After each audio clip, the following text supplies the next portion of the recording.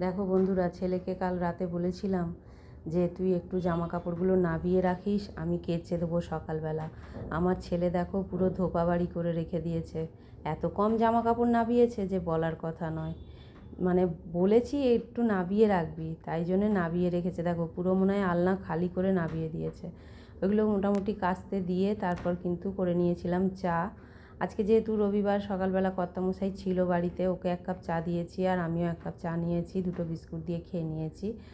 তারপরে কর্তামশাই বললো আজকে আর চপ টপ আনবো না, এই গরমের মধ্যে ভালো লাগছে না, তাই একটু আলুর তরকারি করো, যাতে আলুর তরকারিটা দিয়েই টিফিনটা খাওয়া যায়। তাই দেখো লুচি পরোটাও আর করিনি, আলুর তরকারির সাথে মুড়ি, চানাচুর আর শশা এই দিয়েই কিন্তু কর্তামশাই খেয়েছে।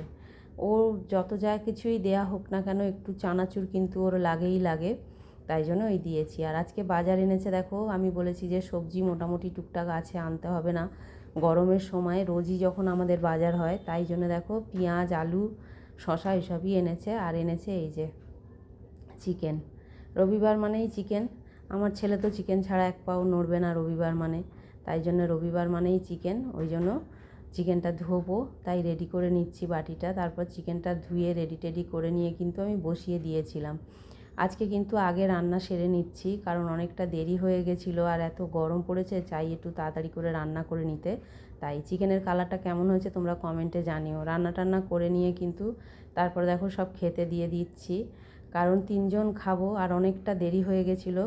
চিকেনের সাথে কিন্তু করে নিয়েছিলাম মাছের ডিম আর তেল ছিল, সেইটা কিন্তু একটু আলু দিয়ে পেঁয়াজ দিয়ে ভেজে নিয়েছিলাম, কারণ আমি চিকেন দিয়ে খুব একটা ভাত খেতে পারি না। তাই আমাদের জন্য এই যে দেখো তুলে নিয়েছি চিকেনটা, আর 3জনেই কিন্তু একসঙ্গে খেতে বসেছি। এই ছুটির দিন হলে একসঙ্গে 3জনে খেতে বসি। তারপর দেখো ছোটো অতিথি এসেছিলো বিকেলবেলা আমাদের বাড়িতে। ছোটো অতিথি কিন্তু লিফটে উঠলে দেখো সমান তালে লিফটের আলোটা মানে আয়নার মধ্যে যে ওর এটা পড়ে, চোখটা পড়ে আর আলোটা পড়ে, ওইটাই কিন্তু ও দেখতে থাকে। ছোটো অতিথিকে বাড়িতে পৌঁছে দিয়ে এলাম। একটু বেরোবো ভেবেছিলাম, বেরোতে আর পারলাম না, এই যে শাশুড়ি মা চলে এলেন, ওই জন্য কিন্তু আর বেরোতে পারলাম না, রাস্তা থেকে ফিরে এলাম। কারণ উনি বয়স্ক মানুষ এসেছেন, উনি বাড়িতে বসে থাকবেন আর আমি চলে যাব, সেটা তো হয় না।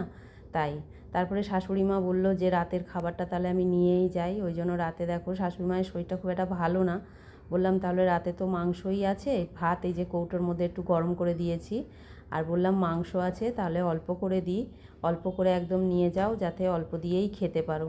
কারণ আর অন্য কিছু করতে পারলাম না, আর ইচ্ছাও করলো না গরমের মধ্যে, তাই জন্যে কিন্তু অল্প একটু ওনাকে মাংস তুলে দিয়ে দিয়েছি, ঝোলটা কম দিয়েছি, দিয়ে ওটা দিয়েই উনি রাতে খেয়ে নেবেন। এই হলো আজকে আমার সারাদিন বন্ধুরা। তোমরা কে কী করলে, গরমে কেমন আছো অবশ্যই কমেন্টে জানিও।